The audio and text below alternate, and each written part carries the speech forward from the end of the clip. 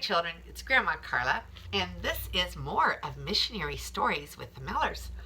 And tonight I'm going to read The Tiger is Loose. And this is story 14, and The Tiger is Loose takes place in Peru. Okay, and Peru, again, is down here in South America, below the United States. So this story is in Peru. The tiger cannot possibly escape from the basket, said the sergeant. Are you sure? Jack, the missionary pilot, stood beside his small plane. Pushing back his cap, he wiped a trail of sweat from his forehead and looked doubtfully at the huge wicker basket. Inside the basket, which had been made from reeds and strips of bark, crouched a fierce-looking spotted cat. The tiger was really an ocelot, a tiny South American panther. Oh, si, senor, the Peruvian soldier assured Jack. His white teeth flashed in his swarthy face as he grinned. The tiger cat will be quite safe in your plane. My basket is very strong. Jack was not enthusiastic about having a wild ocelot aboard the plane. He looked pretty mean. He was flying alone on this trip with a cargo of supplies for different missionary stations. I'm already carrying 4 live chickens and 2 turtles in a box, Jack mused. This plane is turning into Noah's Ark.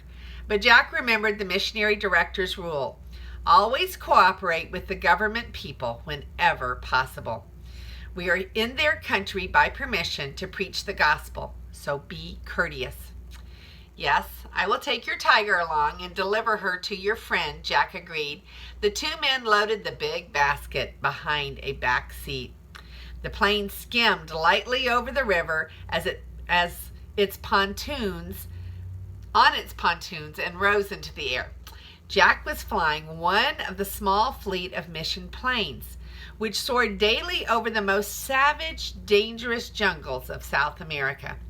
Any mistake on his part could bring his plane crashing down to vanish in the trackless expanse of jungle, where death waited in many forms. Poisonous snakes, poisonous plants, and man-eating fish with sharp, razor-sharp teeth and head-hunting Indians all lurked in the thick, green rainforest. Before airplanes came to the South American missions, the missionaries and the Bible translators had needed to travel on foot through the treacherous jungle trails or by small boats on the rivers. A trip to the nearest town or doctor might take 10 or 20 days of dangerous travel. But now, pilots like Jack took the same trip in an hour. This made things so much easier for the brave missionaries who were risking their lives to bring the gospel to the Indians. Jack whistled happily, thinking about this. His hand skillfully held the controls as he peered through the plexiglass windows of the cockpit. 3,000 feet below were the lush jungles of the northern Peru, with the strangely black waters of the Nay River churning through them. Suddenly, a flurry of squawking noises erupted from the seat behind Jack.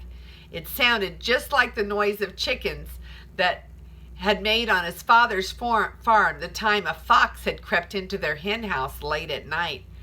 Whirling around in his seat, Jack saw that the ocelot had escaped. She was climbing over the seat, yellow eyes gleaming as she hungrily looked at the chickens. Grabbing his canteen, Jack threw water at the big cat. Snarling, she slunk back into the luggage compartment.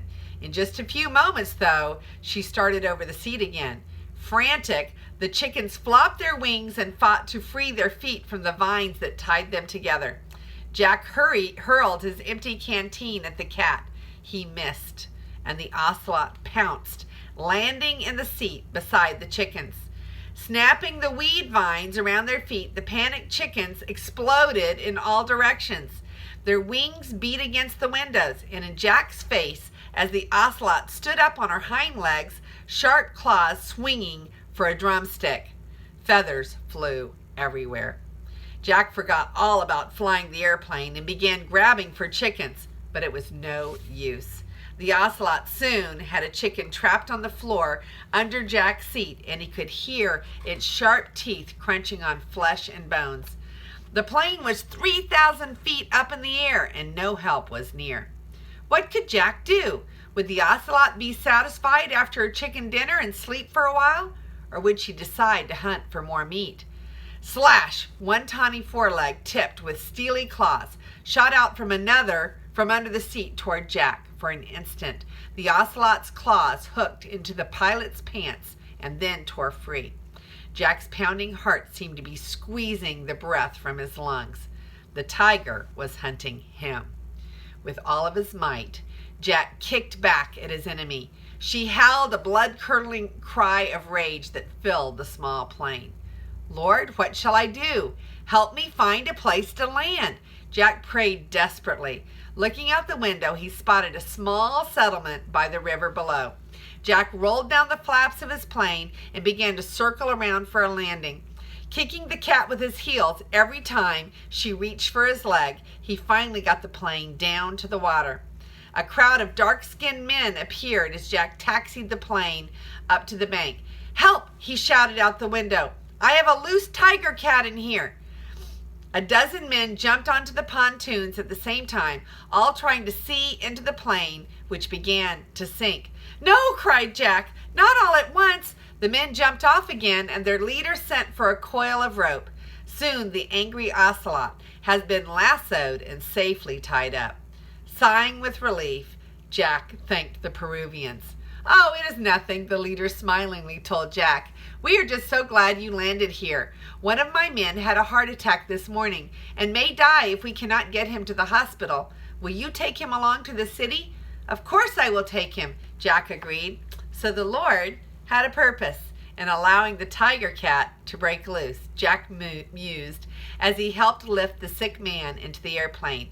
God used a snarling ocelot and a scared pilot to get his plane to the right place and save this man's life.